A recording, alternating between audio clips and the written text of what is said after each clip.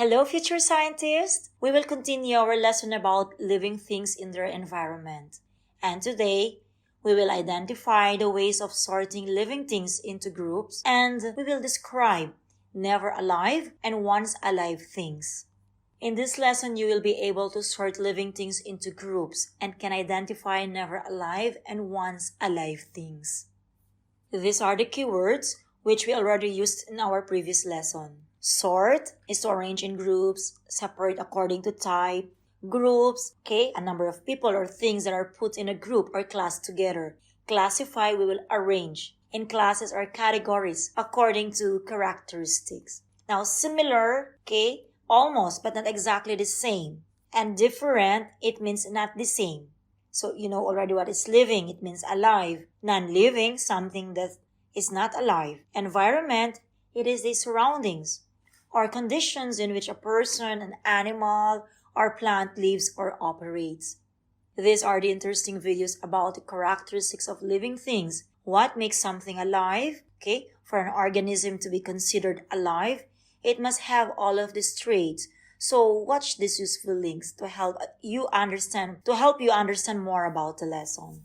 Now, to start up the lesson, let's sort these pictures in groups. Alive or not alive. You can see here, this is a lamp, bird, sheep, chair, ball, girl, burger, and this tree.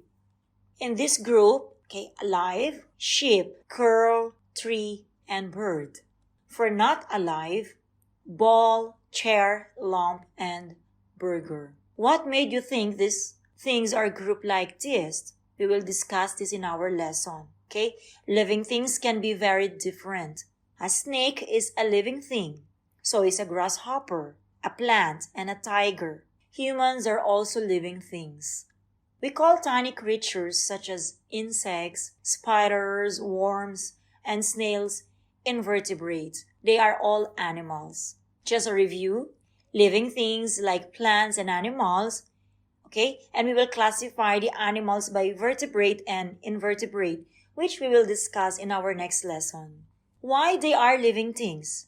Because they need food, water, and air to stay alive. Plants and animals are living things because they have the ability to reproduce or give birth, grow, and change on their own, and also respond to changes in their environment. We know that plants and animals are living. They both grow from small to big. They need food and air. They both need water, and they both reproduce or make young plants and animals. In this lesson, we already identified the ways of sorting living things into groups. Now, we will describe never alive and once alive things. Remember, the term living thing refers to things that are now or once were alive. A non-living thing is anything that was never alive. In order for something to be classified as living, it must grow and develop, use energy, reproduce, respond to its environment, and adapt. But how do we classify non-living things? By once alive and never alive. Once alive are objects that used to be alive, but now are not.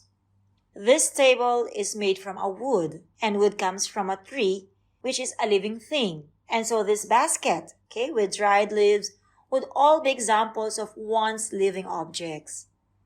Examples for never alive are rocks, coins.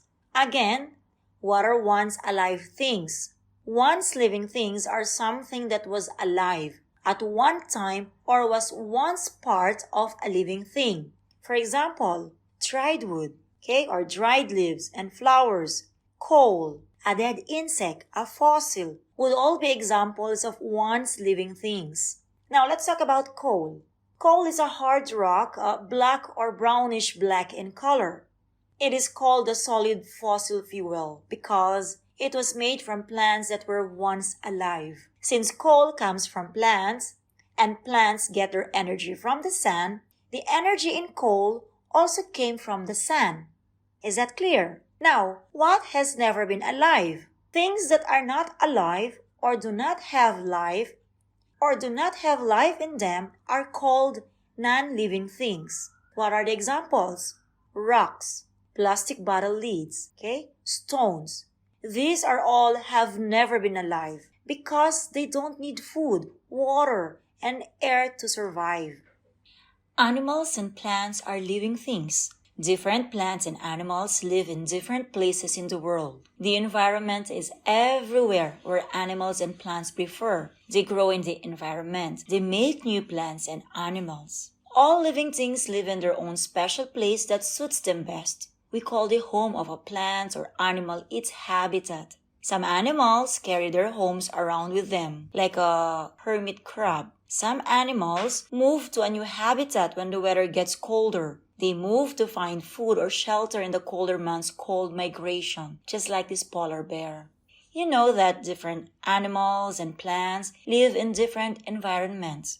Even in your environment, different animals and plants live in different places. There are areas in the local environment that some animals and plants prefer. Your home, okay, or our home is a habitat. You are an animal. I am an animal. We all have needs like other animals. A habitat is a place that gives us everything we need to live. Like these penguins, okay, they are flightless seabirds that live almost exclusively below the equator, in and around icy Antarctica. Now, these whales live only in water and tend to stay where it is warmer. This is why you will find them along the coast during the winter months. They migrate to other regions so they can keep their body temperatures high enough. Sloths live in a rainforest. They spend much of their lives in the canopy, snoozing and remaining hidden from predators. Camels live in deserts where it is hot and dry because they have adopted and found ways to help them survive in deserts. Some habitats are big, okay, such as rainforests or seas.